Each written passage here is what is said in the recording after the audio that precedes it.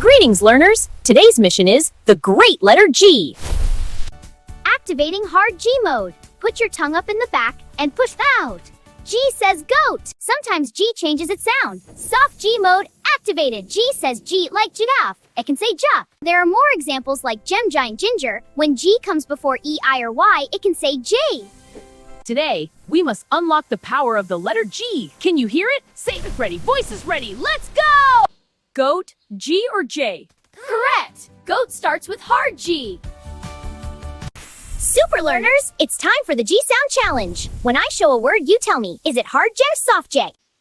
Giraffe G or da G? Ja! Yes, that's soft G. If it's hard G, stomp your feet. If it's soft G, clap your hands.